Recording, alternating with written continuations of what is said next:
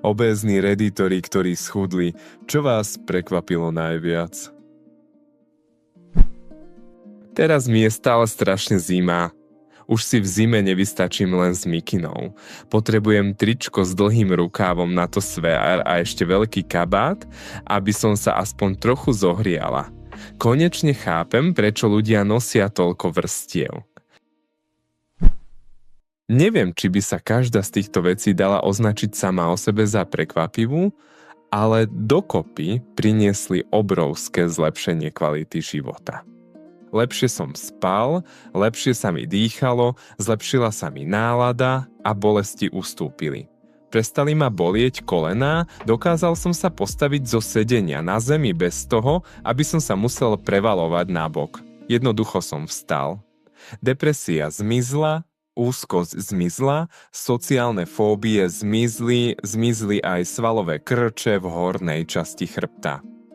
Prestal som rýchlo ničiť oblečenie v rozkroku a pod pazuchami a zmizlo aj odieranie, ktoré s tým súviselo.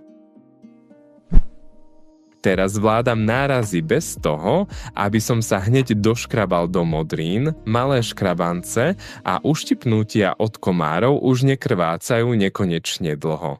A na chladnutie dostanem raz za pár rokov namiesto 2-krát ročne.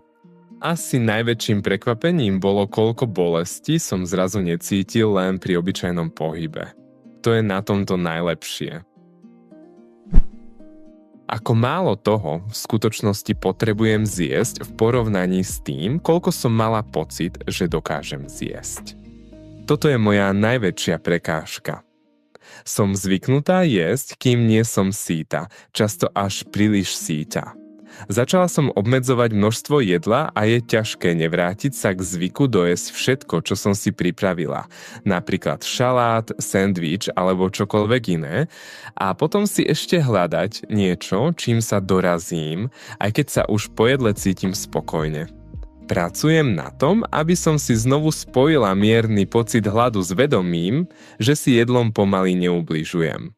Navyše mám sklony k záchvatovému prejedaniu, takže je to o to ťažšie. Nedovoliť si zjesť všetko jedlo hneď, ako pocítim čo i len najmenší náznak hladu alebo chute. Najmä fotky pred a po.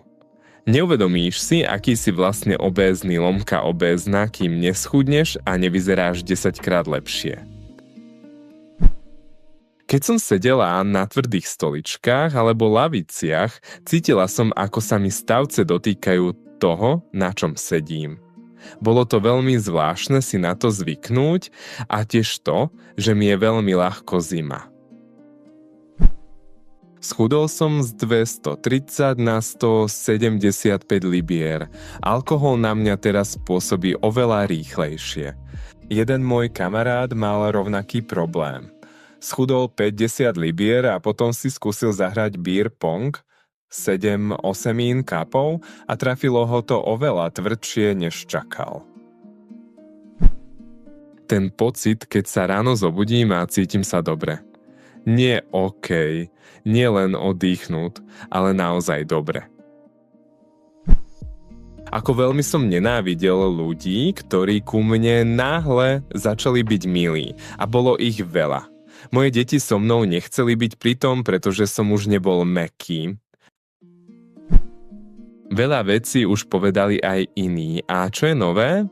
Prvýkrát, keď som skočila do go-kartu a preletela okruh, som bola úplne šokovaná. Myslela som si, že vylepšili karty a potom som si uvedomila, že jednoducho idú rýchlejšie, keď nesú o 135 libier menej. Nedávno som schudol 65 libier z 243 na 178. Ešte mám trochu čo chcieť dosiahnuť. Už som si všimol výrazný rozdiel, vrátane toho, ako sa ku mne ľudia správajú, čo som očakával, ale časť, ktorú som neočakával, je závis niektorých mojich priateľov. Nie sú veľmi obézni, ale teraz sú mierne ťažší než ja a vôbec sa im to nepáči. Ľuďom, ktorí mi hovoria, že moji priatelia sú zlí priatelia a že ich mám jednoducho odhodiť. Vážim si vašu podporu. Aj keď sa momentálne správajú ako zlí priatelia, stále sú to moji priatelia, väčšinu z nich poznám veľmi dlho. Namiesto toho, aby som ich hneď odkopol, sa budem snažiť byť dobrým priateľom a robiť všetko, čo môžem, aby som im pomohol alebo jednoducho pretrpieť, kým si zvyknú. Ak nie, možno sa naše cesty oddelia, ale taký je život. Ako ľahko sa to vracia? Schudol som z 250 na menej než 200 a potom som sa vrátil na približne 265. Od toho maxima som už schudol asi 15 libier, ale tento raz to nejde tak ľahko. Presne. Toto je asi najlepšia lomka, najhoršia poznámka tu. Schudol som 150 libier tvrdo pracujúc. 50 z toho som nabral takmer s zatvorenými očami. Momentálne bojujem, aby som nepribral viac. Prejsť z mastného fast foodu na väčšinou ovocie a zeleninu znamená, že pri kuvejárni už nepoužiješ pol rožka toaletného papiera. Nákup oblečenia je teraz oveľa jednoduchší.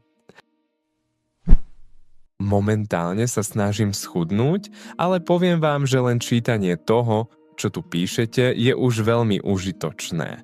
Uvedomujem si niektoré spôsoby, ako sa moje telo môže zlepšiť, okrem toho, že vyzerám lepšie na verejnosti. LOL. Takže vám ďakujem. Ako sa k tebe rôzni ľudia správajú, keď si vo forme versus keď si obézny lomka obézna?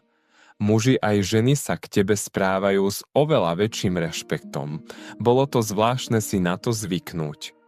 Dokonca som si všimla rozdiel v tom, koľko cudzích ľudí na verejnosti sa so mnou pozrelo do očí.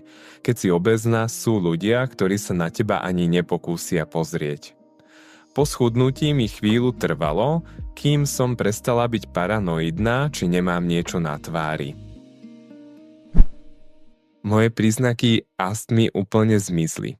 Ani som nepomyslela, že by to mohlo byť možné.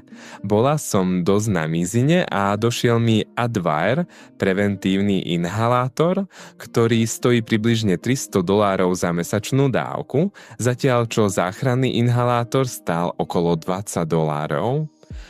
Takže som sa rozhodla prestať náhle a asi o 2 týždne som si uvedomila, že som vlastne ani nepoužila záchranný inhalátor. Nakoniec môj záchranný inhalátor vypršal a odvtedy som ho už nepotrebovala ani nechcela.